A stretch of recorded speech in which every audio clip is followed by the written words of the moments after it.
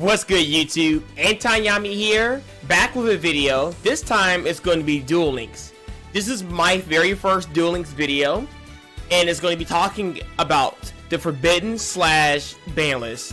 When it comes to the limited card list, because there's no ban cards, there's nothing out there in Duel Links, in my opinion, and obviously Konami agrees as well, that nothing in Duel Links is overpowered to the point where it had to be banned. So that was good. So far no ban cards. The game been out for over a year, so that's really good. Nothing strictly overpowered, which is pretty good. But cards that got hit to 1, and you can only run 1 copy of that type in the deck, which is Golden Bamboo Sword, Woodland Sprite, Resurrector, Revolution, Champions, Vigilance. These cards were all hit to 1, so you could not play 2 of these cards in one deck. You could only play 1, which is very interesting. Now, going down to the semi-limited, which you could play 2 of these types of cards in a deck, so which means you could play 2 Cybers, Angel Dakini, or you could play 2 Machine Angel Ritual, or you could play 2 Red Eye Spirit. But these are the cards that you can only play 2 of each type, which I will show you guys how that works out in Duel Links. Alright, so now we here. And this is my personal list that I feel like that can be changed in Duel Links, right? So this is my limit list. Cards that I feel like should go to 1, and I feel like the format will be a lot better for the other decks that used to be on top. Now, it probably give other decks a little bit more power. It might make Cyber Angels a little bit better. Just because Cyber Angels got hit, I don't think they deserve to get hit again, even though I consider them like a top 5 deck. Yugioh's Mask Heroes, Sylvan's Archfiends, and Cyber Angels are, my opinion, the top 5 best decks in Duel Links currently right now. That's just me. So I hit every deck except for Cyber Angels that were like top 5. So this is just my ban list here, or the limit list. This is everything to 1, and this is just my opinion. So the reason why I have Rose Lover up here, because everybody knows that Sylvan's been an issue since they came out. People call them like a coin flip deck. People just say, all you gotta do is click yes and you win the duel, right? Which is based off of them excavating for their effects, which Sylvan Martial Leaf and Sylvan Mushroom, I forget his actual name, Mushroom, are the main issues for them clearing your opponent's field, right? So Martial Leaf destroys monsters, the Mushroom destroys the spell and traps, wiping the board. Then the big beaters come out and swing for game. Basically how that deck works. But the thing is, I don't think, obviously those are really good cards and they can be pretty explosive on their effects. But I think the biggest problem is just because you can clear a board, Sylvan still have to knock your life points down to 0. And I think Rose Lover at 3 is very crazy in that deck, because most of their big beaters are like the 6 stars and the 8 stars of the deck, which are easily summoned through to the fact of Rose Lover. So that means I don't know their names by heart. Actually, I could probably just look them up. That probably make things a lot easier. So Hermitry and Guardioch, those are the 2 main cards that will be affected when Rose Lover goes to 1, and other cards too, I guess especially some other plant type cards, maybe like Giga Plant or any kind of plant monster, right? That's probably going to affect Arrow Mages as well, but I mean, I still think Arrow Mages can still play really well without Rose Lover, but Rose Lover is a big boost in that deck. So I just think that Rose Lover to 1 would slow down Sylvan's enough for them to be more of a fair deck and less explosive, even though they can probably still destroy the field, right? I still think this is a really good hit if you have to hit a card in Sylvan's. I don't think the carrot weight champion guy I don't think he's a big issue. Of course, yes, he can regenerate himself from the graveyard. He's a 19 beater. But I don't think he's strong enough or a big enough threat for him to be like super scary. So now you have to rely on him more versus Rose Lover. Because Rose Lover is not really a cost. It's just banishing herself from the grave to also grant an effect that your plant monsters or that plant monster that was summoned by this effect is not affected by traps. I think that's a little busted. So I think discard the one is the right call.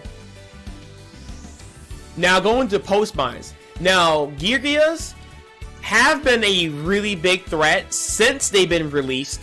Ties of the Brethren has unlocked a really good special summon consistency with the deck, which floods them on the field turn 1. Have that and have 1 or 2 post mines set is very, very hard to deal with that kind of pressure on your deck, especially where like mask heroes, they generally have to attack to clear the board. They don't really have destruction effects. So for the fact that Yugiohs can like summon a monster, play Ties of the Brethren, set post mines, heroes don't have an out to that necessarily, or they're gonna struggle with that, which means that they're gonna get their board wiped next turn and then they get swung for game, which I feel like that's a little OP. Now Yugiohs are supposed to be like a control deck, but at the same time they can still pretty much OTK if you can't deal with their first turn plays. So I think post mines is a very good hit. There's obviously other traps that can work just as well as post mines. For example, I have some staples here, like Curse of Anubis and Windstorm. But those cards, they don't last the entire turn. They last for all the face-up monsters that are currently on the field, which means that you can bait those cards out, they flip, activate, and then you can continue to special summon other monsters to deal with the Yugioh board, which I think is more fair than the fact that now I can't do anything with monsters because basically I don't have a battle phase. And I think the cost of this card is a little low. Just have a face-up machine type monster is pretty whatever. Because if they decide to, like, say, Tribute to the Doom, a face-up gear monster, all they gotta do is flip this card, chain it, and then now you still can't attack, which I think is still a little unfair. So I think this card to 1, it's okay. I don't think it's ban worthy, but I think this to 1 will slow down the deck and make it less OP and be fair. The next card I have on the list is Mask Hero Anki. I don't think Mask Change is the problem. I think having 3 Ankis in your extra deck is the issue. If you limit this card down to 1, I feel like the deck will be less explosive and there will be less chances for this deck to just railroad and OTK like crazy. Because there's been plenty of times this deck is so fast that I feel like if your opponent goes first with 4 cards, I feel like any kind of Destiny hero in Mask Change can almost outplay any situation. Even if it doesn't kill, it still minus your opponent so much because they had to deal with a 28 beater that can attack directly and that can search another Mask Change, which can potentially equals OTK. So I feel like having 2 of these or 3 of these in an extra deck is a little OP. And the fact that this also can be changed with Chalice or combo with Chalice to the fact that it can attack 32 directly, that's pretty strong. So I think this is not ban worthy, but I think at 1 will slow down the deck and probably make it really unplayable. Like they'll have to find another way or another boss monster to run in the deck to make the deck more stable, because they won't. If this card gets destroyed, then there's no more Ankis left to be special summoned with Mask Change, which means the other Mask Change are going to be dead. So I just think that will make Destiny heroes or Mask Change heroes a little bit better, or I'm sorry, a little bit less OP. So this to 1 I think would be the right call for that. And last but not least, enemy controller. Now this one doesn't really necessarily target any specific deck, but I feel like this card is so splashable in a lot of decks that it's just too good. I mean, you can run 3 of these cards and it's great, and you can run 1. I feel like it's still equally as good. I think this card is too splashable, and I think it's pretty cheesy to the fact that there's been many times where I should have lost due to the fact that my opponent had a stronger monster on board. But the fact that I top decked this and I had a monster on board, I can just e-contact, swing for game. And the fact that you have 3 chances to do that, I think that's a little too much. So I think this card of 1 will be a fair balance for enemy controller, and it gives other people more creative ways to deal with situations. I mean, we still got a lot of powerful cards like Wall of D here.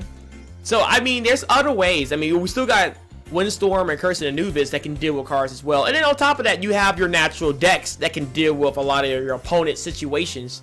So I just feel like this 1 will just shake up the meta a little bit and just cause other cards to be played more that deserve the spotlight.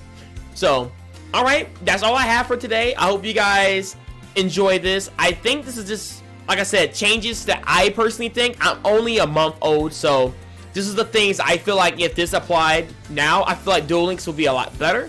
But again, this is all just my opinion. I mean, people can say, hey, you could probably hit a different card in Sylvans to make them less, you know, whatever. Just leave a comment below of what you guys think that this next coming up ban list, if you had a choice to put cards that should be limited or semi-limited or even forbidden, or even taken off the forbidden list, let me know and just leave a comment below. I just like to hear you guys' opinions on it. But with that said, I am out. Thank you guys for listening, and I catch you guys in the next one. Peace.